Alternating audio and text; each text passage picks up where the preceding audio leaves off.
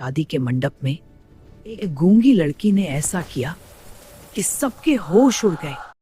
दुनिया की नजर में वो सिर्फ दाग थे, पर भोली के लिए ये उसकी टूटी हुई हिम्मत के निशान थे। सुलेखा जब सिर्फ 10 महीने की थी, तब सिर के बल गिरने से उसके दिमाग का एक हिस्सा डैमेज हो गया था। 2 साल की उम्र में चेचक ने उसके मासूम चेहरे को दागों से भर दिया। वो हकलाने लगी और दुनिया ने उसे भोली कहकर पुकारना शुरू कर दिया।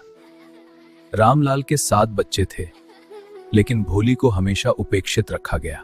रामलाल, अब हमारे गांव में कन्या पाठशाला खुल गई है। तुम्हें अपनी बेटियों को पढ़ने के लिए स्कूल भेजना चाहिए। जी साहब, मैं उन्हें जरूर भेजूंगा, लेकिन मैं तहसीलदार की बात कैसे टाल सकता हूँ? एक काम करते हैं, भोली को स्कूल भेज देते हैं। वैसे भी उसके चेहरे पर चेचक के दाग हैं और उसमें अक्ल स्कूल के शिक्षकों को ही उसकी चिंता करने दो। चल स्कूल चलते हैं। भोली को लगा उसे भी पुरानी गाय लक्ष्मी की तरह घर से निकाला जा रहा है। वो बहुत डर गई थी। उस दिन पहली बार उसे साफ कपड़े मिले और बाल संवारे गए। उसे लगा वो किसी अच्छी जगह जा रही है। स्कूल पहुंचकर भोली ने देखा कि वहां उसकी उम्र की बहुत सी लड़कियां थीं। उसे लगा उसे कोई सहेली मिल जाएगी।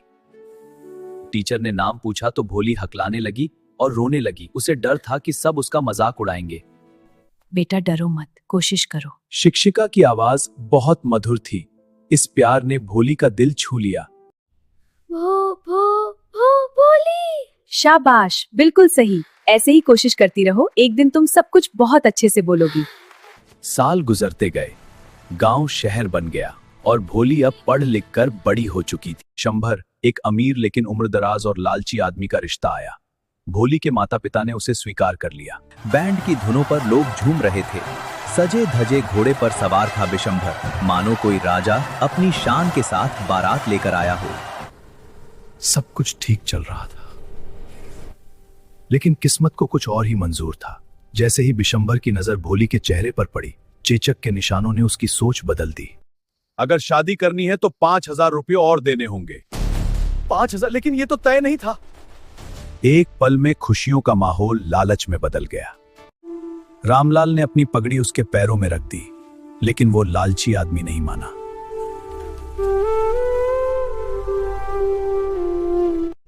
जैसे ही बिशंभर हार पहनाने बढ़ा, भोली का हाथ बिजली की तरह चमका और उसने हार को आग में फेंक दिया।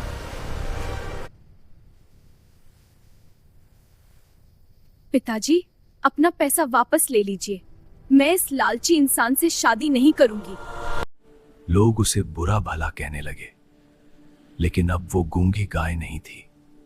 उसने सबको आईना दिखा दिया। बिशंभर वापस लौट गया।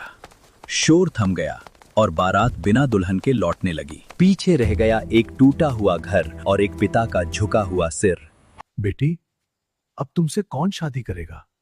चिंता मत कीजिए पिताजी, मैं आपकी सेवा करूंगी और उसी स्कूल में पढ़ाऊंगी जहां मैंने शिक्षा पाई। उस दिन एक गूंगी लड़की नहीं, एक मजबूत और आत्मनिर्भर औरत जन्मी थी।